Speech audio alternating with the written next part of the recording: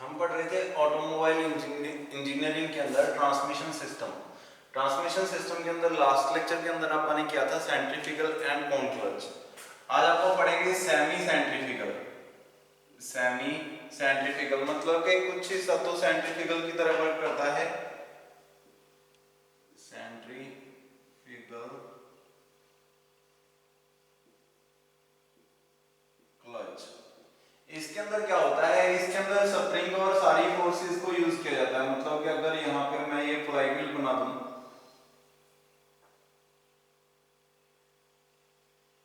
ठीक है, अगर ये फ्लाईव्हील है और इससे अपने को क्या है, पावर कुछ ना कुछ मिल रही है, ठीक है, तो इसके अंदर यहाँ पे क्या है, प्लेट है,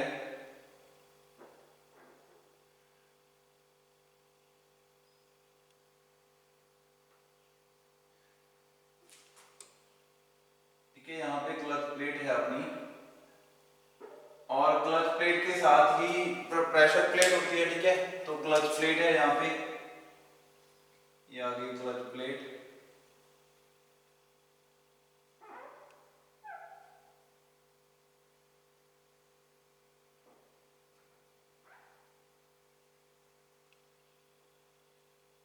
ठीक है, ये क्लच प्लेट पावर ट्रांसमिशन के लिए है, ठीक है, तो पावर को ट्रांसमिट करेगी आगे किसी और शाफ्ट के अंदर, ठीक है, तो यहाँ से पावर जो है वो आउटपुट हो रही है, ये शाफ्ट जो है पावर को इससे बाहर लेके जाएगी, ठीक है।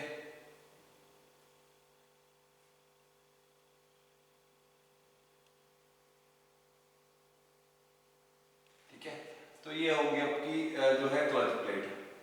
अब क्लच प्लेट के ऊपर क्या लगा रहता है, दूसरी तरफ प्रेशर प्लेट लगी रहती है, ठीक है, यहाँ पे क्या है, एक प्रेशर प्लेट है।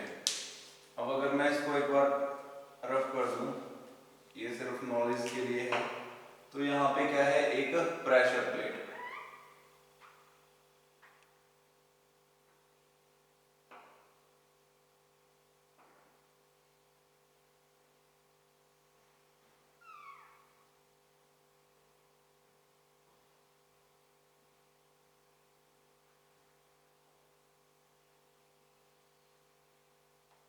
इस हब के ऊपर ये चढ़ी होगी, ठीक है, जो प्रेशर प्लेट है हब के ऊपर से रोटेट करके आएगी, ठीक है, तो ये हब का ये वाला हिस्सा मैं इसको रफ कर देता हूं, तो कुछ ऐसा अरेंजमेंट होगा, ठीक है। यहाँ पे क्या है, यहाँ पे कुछ ना कुछ बेयरिंग होगा, वो बेयरिंग क्या करेगा, इसको शाफ्ट के साथ रोटेट होने से रोकेगा, ठीक है। तो यहाँ पे क्या हो रहा है, ये जो क्लच प्लेट है वो अलग हो गई और जो आपकी प्रेशर प्लेट है वो अलग हो गई, ठीक है। अब सेंट्रीफ्यूगल फोर्स के अंदर क्या हो रहा था, जो प्रेशर प्लेट है, ये वाली प्लेट है जो, ये फोर्स के साथ उसकी जो सेंट्रीफ्यूगल फोर्स है उसके कारण आपस में कनेक्ट हो रही थी, ठीक है। सिर्फ सेंट्रीफ्यूगल फोर्स ऐसी फोर्स थी जो इसको कनेक्ट करने या डिस्कनेक्ट करने के लिए रिक्वायर्ड थी। लेकिन इसमें क्या होता है, इसमें लीवर बने रहते हैं। वो लीवर क्या काम करते हैं, कुछ ऐसी अरेंजमेंट होती है, यहां पे बने होते हैं लीवर,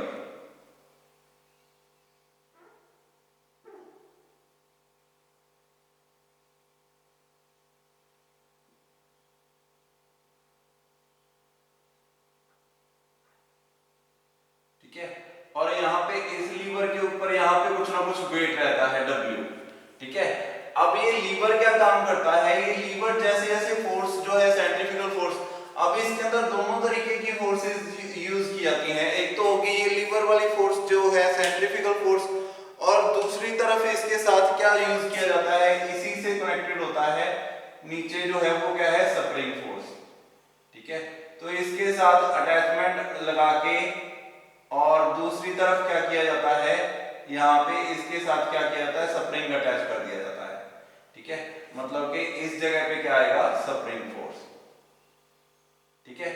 अब ये जो स्प्रिंग फोर्स है, ध्यान देना, दो तरीके की फोर्सेस है। यहाँ पे ये प्रेशर प्लेट आ गई अपनी, ठीक है, ये सारी क्या है, प्रेशर प्लेट। इस प्रेशर प्लेट के ऊपर सेंट्रीफ्यूगल फोर्स जब पड़ेगी, तो सेंट्रीफ्यूगल फोर्स जो क्या करेगी, पहले तो ये नॉर्मल थी फोर्स, ठीक है, पहले क्या है, सेंट्रीफ्यूगल फोर्स जब तक नहीं पड़ रही तो क्या है, ये जो स्प्रिंग की फोर्स है वो बहुत ही माइनर है, बहुत ही लो है, जिसको आप क्लच पेडल से आसानी से ओवरकम कर सकते हो, ठीक है। At idle speed in semi centrifugal clutch, in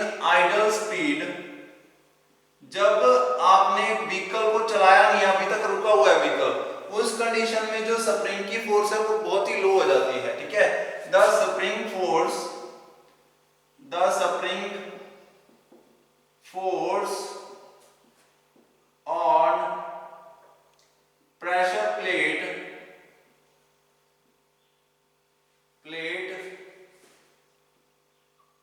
is minor, बहुत ही कम है, बहुत ही लो जो प्रेशर प्लेट के ऊपर फोर्स वो एक्सर्ट कर रहा है, बहुत ही लो प्रेशर जो है वो उसके ऊपर लगा रहा है, ठीक है, एक्सर्टिंग वेरी लो प्रेशर, ऐसा भी लिख सकते हो, ठीक है, ऑन प्लेट। ऐसे अपन दोबारा थोड़ा सा चेंज करके लिख देते हैं, spring force in idle speed the spring exerting very low pressure, very low force on pressure plate, ठीक है, जो कि इजीली क्या है ओवरकम की जा सकती है विद क्लच पेडल। अब इसके अंदर आप क्लच पेडल का यूज कर रहे हैं, क्लच पेडल का यूज क्यों करेंगे, इसको दूर करने के लिए, मतलब कि थोड़ा सा प्रेशर तो अभी भी लग रहा है स्प्रिंग का, लेकिन वो आइडल स्पीड में बहुत ही कम है, ठीक है, तो जैसे जैसे स्पीड बढ़ती है वैसे वैसे वो फोर्स भी बढ़ती जाती है। तो जब आपको गियर चेंज करना होता है आप स्पीड कम करते हो और क्लच लगाते हो, ठीक है, जिसके कारण क्या है वो क्लच जो है आसानी से अप्लाई हो सकता है, ठीक है। तो ये क्या कर सकता है, क्लच पेडल को आसान बना देता है, it creates is for applying clutch pedal, ठीक है, जब वो आइडल स्पीड के ऊपर है तो जो क्या करता है, ये जो स्प्रिंग फोर्स है बहुत ही कम होती है, ठीक है, जिसके कारण क्या है, ये जो फोर्स है ये इसको कनेक्ट तो कर देती है लेकिन इतना कनेक्ट नहीं करती कि वो जो है गियर जो है उसके ऊपर बहुत ज्यादा फोर्स लगे कि मतलब कि सारी पावर ही ट्रांसमिट होनी स्टार्ट हो जाए, ऐसी फोर्स नहीं होती, स्प्रिंग बहुत ही कम फोर्स लगाता है। उसके बाद बाकी की फोर्स कहां से आती है, फिर सेंट्रीफ्यूगल फोर्स से, ठीक है, थोड़ी सी फोर्स स्प्रिंग ने लगाई, आइडल स्पीड है तो सेंट्रीफ्यूगल फोर्स 0 है, तो सेंट्रीफ्यूगल फोर्स ना होने के कारण जो स्प्रिंग की फोर्स है उसके कारण जो प्रेशर पड़ रहा है बहुत ही कम है, जो कि हाई रेजिस्टेंस अप्लाई नहीं कर सकता। लेकिन जैसे ही ये अब आइडल स्पीड पर है तो अपने को क्लच दबाना है, अगर ऐसे अरेंजमेंट ना हो तो क्लच दबाने के लिए बहुत सारी फोर्स का रिक्वायरमेंट पड़ेगी, बहुत ज्यादा फोर्स लगानी पड़ेगी। तो यहाँ पे जब आप सेंट्रीफ्यूगल फोर्स का उसके साथ यूज करते हो तो आपको इसकी फोर्स की रिक्वायरमेंट नहीं रहती, आप बहुत ही कम फोर्स से इसको वापस लेके आ सकते हो क्योंकि स्प्रिंग की फोर्स बहुत कम है, और बाकी की जो फोर्स उसको चाहिए रेजिस्टेंस के लिए वो कहां से आएगी, वो सेंट्रीफ्यूगल पॉइंट से आएगी, वो इस वेट से आएगी, ठीक है। तो दोनों चीजें मिलके जो है वो क्या बनाती है, एक परफेक्ट क्लच बनाती हैं, जिसके अंदर आइडल स्पीड के ऊपर लो प्रेशर वेरी लो है, बहुत ही कम प्रेशर चाहिए आपको क्लच को अप्लाई करने के लिए, और जैसे जैसे स्पीड बढ़ती जाती है वैसे वैसे ये फोर्स जो है वो अपने आप इंक्रीज होती जाती है, ठीक है। जब आपने गियर चेंज करना है तो आप क्लच दबाते हो, उस टाइम पे आप रेस छोड़ देते हो, उसका एक्सेलरेशन छोड़ देते हो, जिसके कारण क्या होता है उस कंडीशन में गियर चेंजिंग में आसानी आती है, ठीक है। तो ये होता है आपका क्या सिस्टम, ये सेंट्रीफ्यूगल सेमी सेंट्रीफ्यूगल सिस्टम है, जिसके अंदर आप एक जो है स्प्रिंग फोर्स भी यूज कर रहे हो प्रेशर प्लेट के ऊपर, ये आगे प्रेशर प्लेट, ये आगे क्लच प्लेट, ये आ गया फ्लाई व्हील, ठीक है, ये आ गया आपका जो है लीवर, जो कि वेट के साथ सेंट्रीफ्यूगल जो है उसको वो कर रहा है, ठीक है। तो ये है वेट,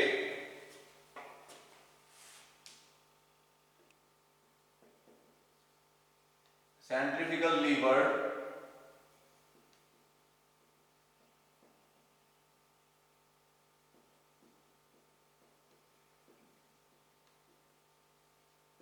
लीवर है जो सेंट्रीफ्यूगल फोर्स को ट्रांसफर करेगा, ठीक है। तो ये सारी अरेंजमेंट होती है इसके अंदर, जो कि मेन है जो सेंट्रीफ्यूगल सेमी सेंट्रीफ्यूगल क्लच के अंदर आती है। मतलब कि कुछ चीजें तो जो है वो तो स्प्रिंग फोर्स के साथ ही अटैच होंगी, प्रेशर प्लेट के साथ ही कारण ही यूज होंगी, लेकिन कुछ चीजें जो है वो सेंट्रीफ्यूगल फोर्स की भी यूज की गई हैं। ठीक है, तो दोनों को मिला के जो बनाया गया है वो क्या है आपका सेमी सेंट्रीफ्यूगल क्लच। नेक्स्ट आता है हाइड्रोलिक क्लच। हाइड्रोलिक क्लच दो तरीके के होते हैं। हाइड्रोलिक क्लच, इसकी वर्किंग अपन सिंपल वे में समझते हैं। हाइड्रोलिक क्लच,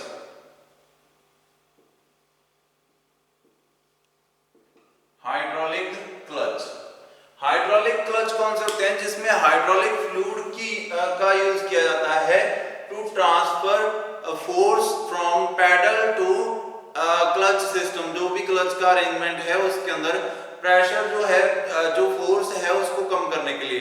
अब हाइड्रोलिक क्लच दो तरीके से वर्क करता है। कैसे? एक तो पूरा जो अरेंजमेंट है, सारी अरेंजमेंट जो है क्लच के अंदर, जो क्लच का सिस्टम जो है उसके अंदर भी अगर हाइड्रोलिक फ्लूइड यूज हो और वो भी क्या करे, फोर्स के साथ काम करे।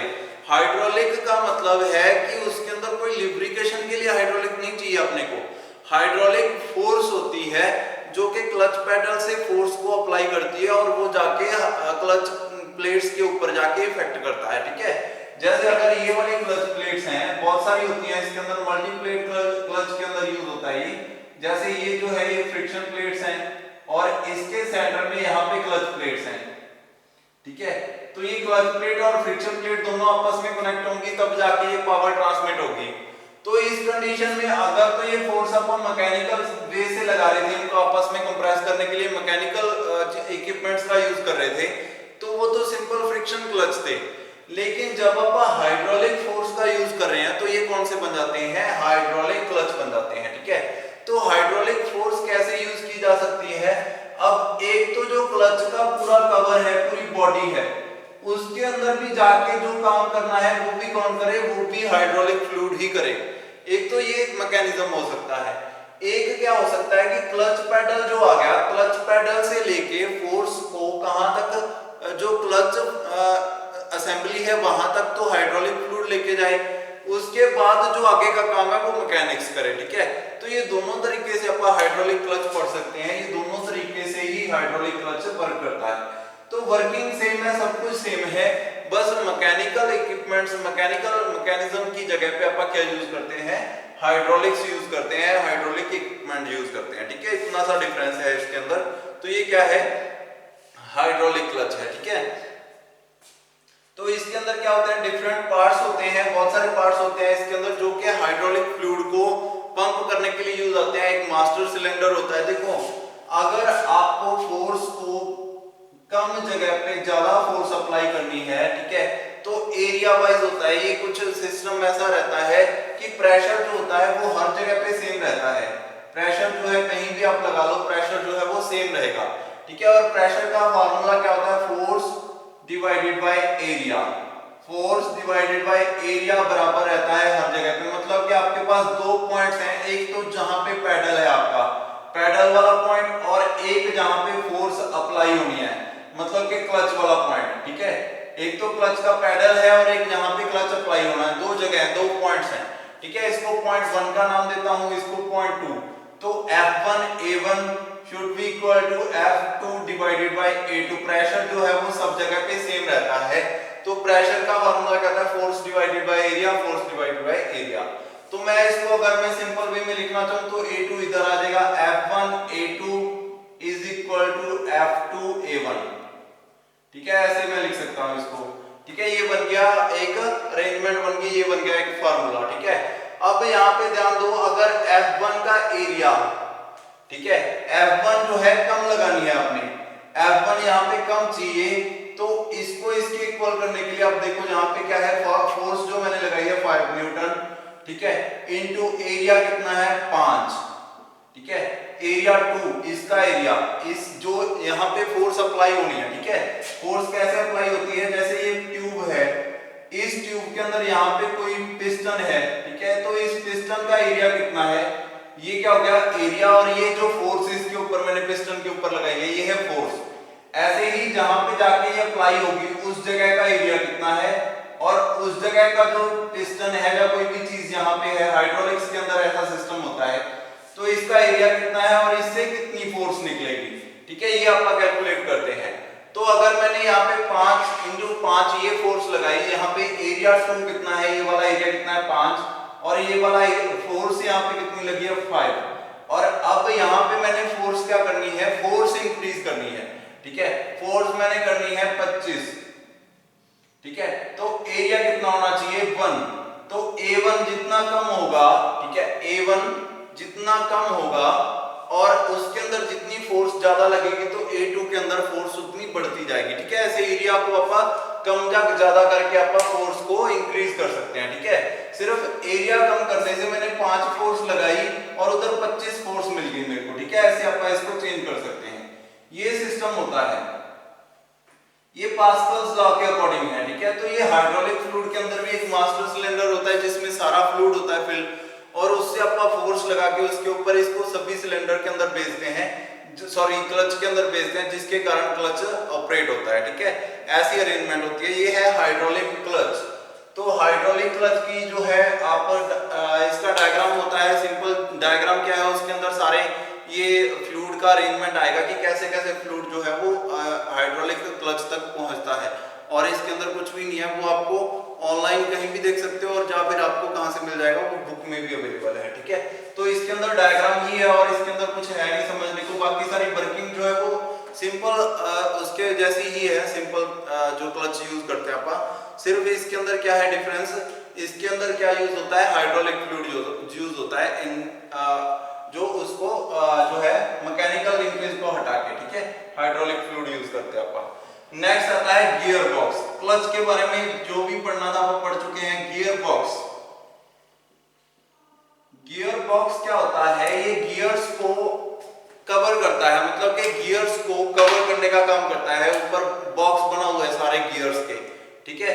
तो गियर्स क्या क्या होते हैं, गियर क्या होता है, गियर एक सिलेंड्रिकल डिस्क होती है जिसके ऊपर टीथ बने रहते हैं, ठीक है। गियर की डेफिनेशन अपने थ्योरी ऑफ मशीन के अंदर पढ़ी हुई है।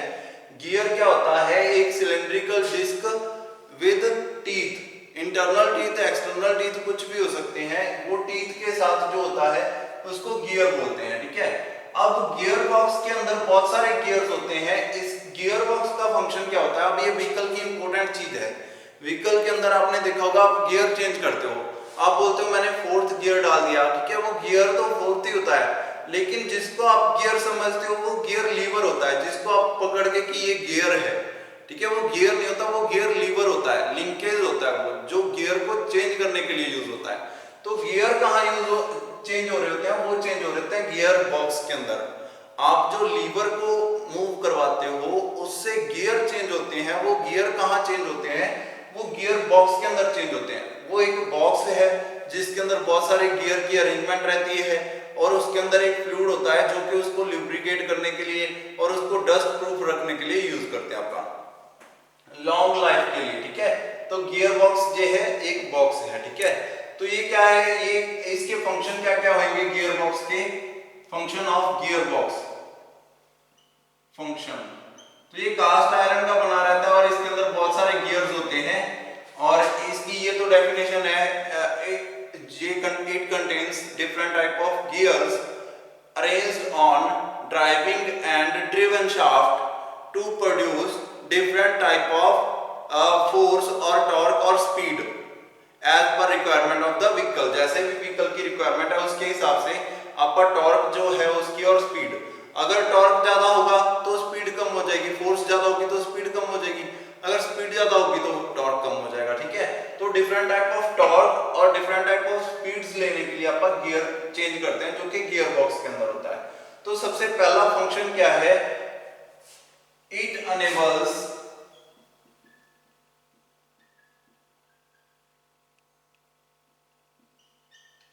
द इंजन, ये अनेबल करता है इंजन को, it enables the engine to connect और डिस्कनेक्ट, कनेक्ट भी कर सकते हैं आप, डिस्कनेक्ट भी कर सकते हैं, from the wheels, from the driving wheels. अब आप गियर डाल के क्लच छोड़ देते हो तो उस कंडीशन में क्या होता है, व्हील्स तक पावर सप्लाई। और जब आप न्यूट्रल में डाल के क्लच छोड़ देते हो उस कंडीशन में होता है डिस्कनेक्ट। न्यूट्रल में डाल के गाड़ियां चलती रहती हैं सारा दिन, ठीक है, कई बार, तो ये क्या है, डिस्कनेक्ट होता है तब इंजन। तो ये कौन अनेबल करता है, ये गियर अनेबल करता है इसको ऐसा करने के लिए। न्यूट्रल गियर जो होता है वो इसीलिए यूज करते हैं आप, ताकि सप्लाई जो है वो डिस्कनेक्ट हो सके, ठीक है। दूसरा क्या हो सकता है, it enables leverage between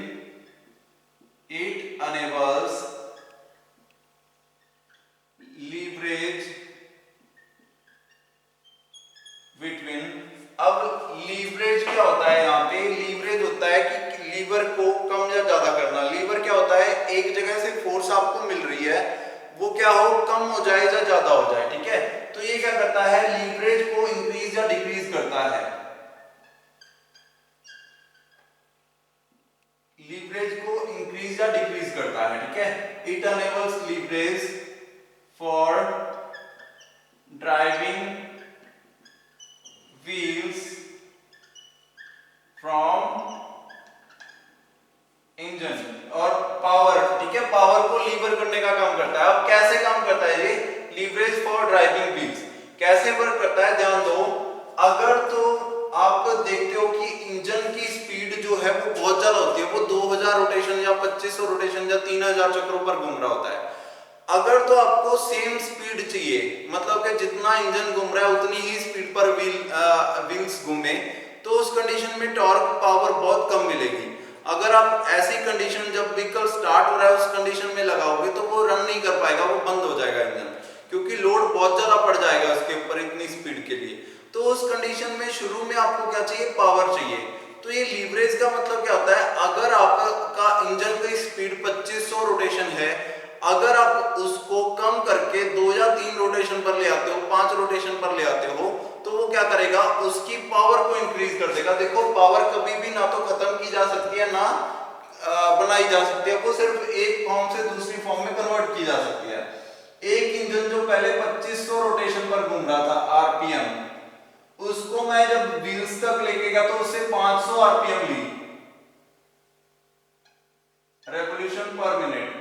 अब ये जो 2000 रोटेशन जो कम हो गई, ये कहां गई, ये खत्म हो गई, इतनी रोटेशन इतनी पावर जो थी वो खत्म हो गई, नहीं, वो 2500 में से 500 रही, तो उसकी पावर जो है वो 2500 के बराबर ही रही, ठीक है। आरपीएम कम हो गया लेकिन टॉर्क इंक्रीज हो गया। यहाँ पे आरपीएम ज्यादा था, टॉर्क कम था, यहाँ पे आरपीएम कम हो गया, टॉर्क ज्यादा हो गया। कभी आपने मोटर देखी हो छोटी सी, उसके आगे एक गियर बॉक्स बना देते हैं, तो वो मोटर की पावर कुछ भी नहीं होती, वो बहुत छोटी होती है, लेकिन जो गियर बॉक्स होता है वो उसकी स्पीड को रिड्यूस करके, आरपीएम को रिड्यूस करके टॉर्क को कई गुना ज्यादा बढ़ा देता है, ठीक है। तो ये क्या काम करता है, ये लीवरेज का काम कर रहा है वहां पे, ठीक है। तो it enables the leverage between engine and driving wheels, ठीक है, ऐसे भी लिख सकते हो, it enables leverage between engine and driving wheel, ठीक है। तो ये कम, उसकी रोटेशन को कम करके उसकी फोर्स को इंक्रीज कर देता है, ठीक है। अगर 4 स्पीड गियर्स हैं तो ये क्या कर सकता है, अगर 5 गियर्स हैं, एक रिवर्स और 4 फॉरवर्ड, तो ये क्या कर सकता है, जो 4:1 की स्पीड बना सकता है, कि अगर इंजन 4 की स्पीड पर घूम रहा है तो व्हील्स जो है वो 1 की स्पीड पर घूमेंगे। इतना डिफरेंस बना सकता है ये, ठीक है। तो ये रेशो ऐसे वर्क करती है, 4:2 पे दूसरा गियर जो कि 1/2 हो गया, ठीक है। तो ये क्या हो गया, हाफ, इंजन की स्पीड का हाफ। अगर इंजन 2500 चक्रों पर घूम रहा है तो उसका हाफ हो जाएगा। फिर ये क्या करेगा, 4:3, तीसरा गियर आ गया, तीसरे गियर में ये क्या करेगा, स्पीड को 3 गुना कर देगा, मतलब कि इंजन की स्पीड अगर 4 है तो वो 3 हो जाएगी उसकी स्पीड, ठीक है, ऐसे रेशो बन जाएगी। उसके बाद फोर्थ गियर के अंदर क्या होता है, 4:4, मतलब कि 1:1। इट मींस जितनी इंजन की स्पीड होगी उतनी ही गियर की स्पीड होगी। तो ये भी एक इसका फंक्शन है, ये अलग अलग स्पीड के ऊपर अलग अलग वो आपको टॉर्क भी दे सकता है, ठीक है। और फोर्थ क्या है, गियर के बिना इंजन एक ही तरफ घूमता है, तो इंजन की जो रोटेशन होती है वो वन साइडेड होती है। तो गियर क्या करता है, it enables to reverse the vehicle. Vehicle को रिवर्स डायरेक्शन में रोटेट करवाने के लिए किसका यूज किया जाता है? गियर बॉक्स का यूज किया जाता है। तो गियर बॉक्स ने अपने को काफी काम कर दिया अपने लिए। एक तो इसने क्या किया, आपको एक ऐसा अरेंजमेंट दिया जिसके अंदर आप अलग अलग तरीके का क्या कर सकते हो, पावर सप्लाई कनेक्ट कर सकते हो, ठीक है, पावर सप्लाई का चेंज कर सकते हो और लीवरेज भी देता है ये, ठीक है। और दूसरा इसने क्या किया आपके लिए, आपको रिवर्स का गियर दिया, रिवर्स कर सकते हो आप इसको, ठीक है। तो ये जो है ये क्या है, गियर बॉक्स है। गियर बॉक्स के बारे में, सिंपल गियर बॉक्स के बारे में अपन नेक्स्ट लेक्चर के अंदर पढ़ेंगे। आज के लिए इतना ही, थैंक यू।